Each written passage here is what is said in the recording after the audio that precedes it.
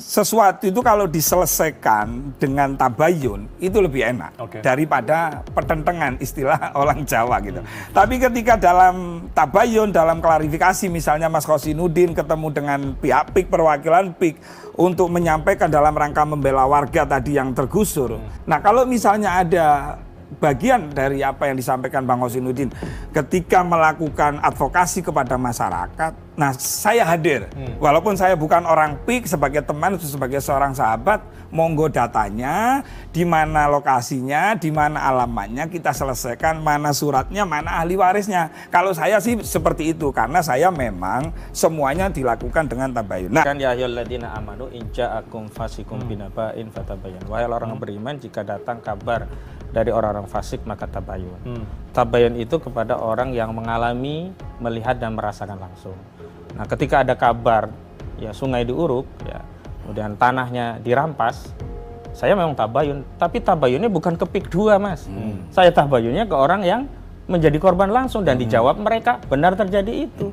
Nah, setelah itu terjadi, saya tidak perlu datang ke PIK 2, apakah benar Anda melakukan ini? Pasti menolak, pasti membantah. Nggak ada maling itu ngaku. Aduan saja telepon saya nggak mau, apalagi sama beliau.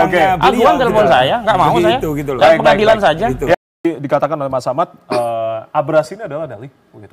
Komentar Anda, apakah Anda bisa membuktikan hal itu, begitu? Meskipun tadi kan proses investigasi saya terus sudah dilakukan. sampaikan ya, untuk membuktikan itu adalah aparat.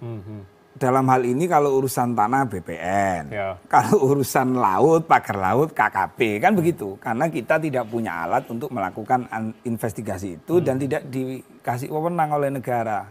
Betul nggak?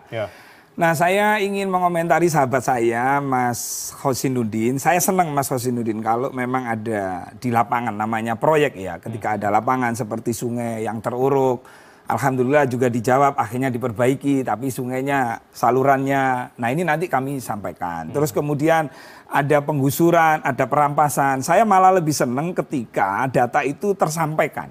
Data itu tersampaikan. Ada video-video tadi yang sudah misalnya begini ya, saya dengan Mas Khosinuddin walaupun beda pandangan, tapi tujuannya sama kok, untuk membela rakyat. Kita hadir di sini adalah untuk membela rakyat, untuk membela warga. Jika itu memang ada, kalau memang kami dipercaya nih sama Bang Khosinuddin, kita ketemu mana warga yang misalnya dirampas atau digusur, itu malah lebih senang kita. Itu. Nah, kemudian negara dalam negara. Mohon maaf, PIK 1, PIK 2 itu adalah sebuah perusahaan TBK, Mas, terbuka. Bukan hanya milik Pak Aguan, Pak Antoni Salim, tapi terbuka. Dan PIK itu, PIK 2 ya terutama, itu sudah membayar pajak kepada pemerintahan Tangerang ini. Sudah 50 triliun gitu loh. Jadi kalau saya kira berlebihan, di sana juga ada berlebihan negara di dalam negara itu. Iya. Bentar, Mas Rofi. Saya ingat apa yang diungkapkan oleh Prof Mahfud di tahun 2014, bahwasanya pada saat 17 Agustus tidak ada bendera, kalau tidak salah, tidak ada satupun bendera merah putih yang berkibar di sana. Itu bagaimana Anda menanggapi hal itu? Oh enggak Mas. Di sana itu sampai lihat patung Bung Karno Hatta, yang di PIK 2 sekarang. Sudirman, termasuk dulu ada isu pelarangan bendera. Waktu itu memang ada kerumunan. Waktu itu di zaman Covid yang melarang bukan pihak PIK, tapi yang melarang kepolisian. Kan seperti itu. Ini kan kekhawatiran kita bersama begitu. Iya, nggak mungkin Mas. PIK 2 Pak Aguan itu lahir ya di Indonesia dia.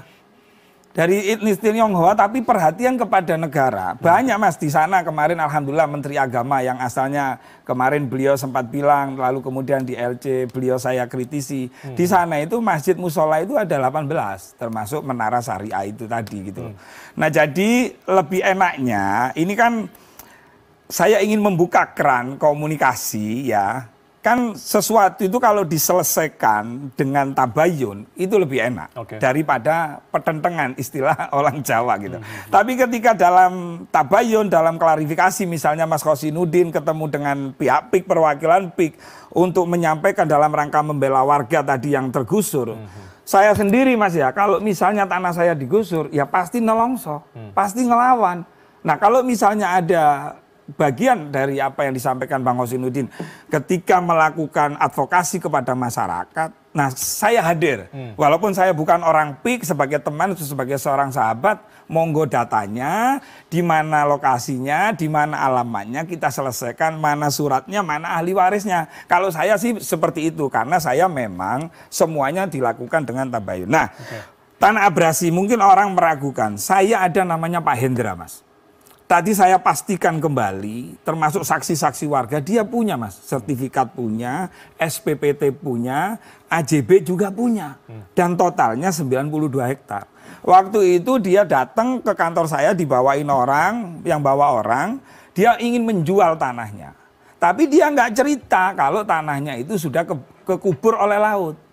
Nah, lalu saya sampaikan kepada teman PIK, ini masuk plotting enggak tanahnya? Waktu itu tanahnya di daerah Karangserang, Kecamatan Sukadiri.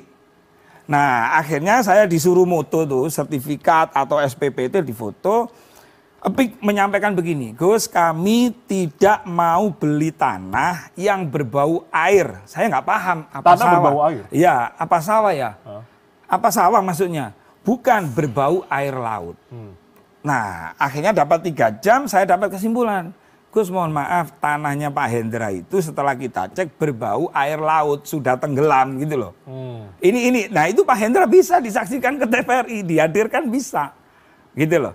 Nah ini dalam rangka begini, saya setuju, semua setuju Pak Susno, Bang Hosinuddin bahwa penegakan hukum harus tegak, cepat dan benar. Jangan sampai cepat ternyata nggak benar, sehingga di pengadilan kalah, akhirnya bikin kecewa kan begitu. Nah sekarang sebenarnya kita apa ya? Ini tergantung pemerintah kok semua. Tergantung ketegasan. Iya, karena semua itu kan aparatnya pemerintah semua. Kepala negara udah tegas, tapi bawahannya yang ternyata belum tegas. Ya dipecat dong kalau memang dianggap oleh kepala negara nggak tegas. Benar nggak? Baik. Kan gitu aja simpel kok. Saya minta pendapat dari Mas Ahmad. Berarti harus sering ketemu di lapangan, sering duduk bersama begitu antara Mas Rofi dan juga Mas Ahmad. Saya luruskan dulu konsep tabayun. Singkat saja ya Mas. Di Al-Quran dikatakan ya ayyuhalladzina amanu in ja'akum fasikum binaba'in fatabayyan. Wahai orang yang beriman, jika datang kabar dari orang-orang fasik maka tabayun. Tabayun itu kepada orang yang mengalami, melihat dan merasakan langsung. Nah, ketika ada kabar ya sungai diuruk, ya kemudian tanahnya dirampas, saya memang tabayun, tapi tabayunnya bukan ke PIK 2, Mas. Saya tabayunnya ke orang yang menjadi korban langsung dan dijawab mereka benar terjadi itu. Nah, setelah itu terjadi, saya tidak perlu datang ke PIK 2 apakah benar Anda melakukan ini. Pasti menolak, pasti membantah. Nggak ada maling itu ngaku. Pasti menolak, pasti membantah gitu. Nah, Anda kan bukan dari PIK 2. Nggak bisa disimpulkan. Nah, saya lanjutkan. Tapi saya lanjutkan dulu. Saya lanjutkan dulu. Kita lanjutkan dulu bentar. Selanjutnya, hari ini apa yang kami lakukan itu bagian dari pro justisia. Bagian dari proses pembuktian di Pengadilan Negeri Jakarta Pusat. Memang kami melakukan kajian mitigasi. Oke, singkatnya? Bukan dalam rangka untuk datang ke PIK, tolong dong ini bayar. Nanti kami dikira cari cuan kalau begitu. Enggak. Kami ini bergerak atas nama rakyat, untuk mengungkap kasus ini agar rakyat tahu kelakuan PIK 2 itu seperti apa. Kalau mau tahu, ayo ikut ke kami. Banyak rakyat itu yang tanahnya itu diserobot secara paksa oleh oligarki PIK 2 milik Aguan dan Antoni Salim. Saya bisa buktikan. Ya, Mas Rofi, singkat saja. Nah, ini kan begini, saya kan menganggap beliau sahabat ya, ketika ada seperti itu. Tapi ketika tidak ada titik temu karena takut dicurigai macam-macam, itu urusan Bang Hosinuddin. Misalnya beliau menempuh jalur hukum, ya silakan. Kan gitu, tadi kan sudah saya sampaikan. Jika memang tidak menemukan jalan untuk, kan kita sama-sama muslim nih, kan begitu. Nah, walaupun itu misalnya sebagai perusahaan non-muslim misalnya, tapi ketika kita memfasilitasi orang yang mengalami itu, kan alangkah baiknya. Tapi ketika Bang Hosinuddin dengan alasan tadi nggak mau misalnya, ya monggo silahkan. Aguan kan saja telepon saya nggak mau, apalagi sama beliau. Aguan telepon saya, nggak mau saya. Gitu loh. Pengadilan saja.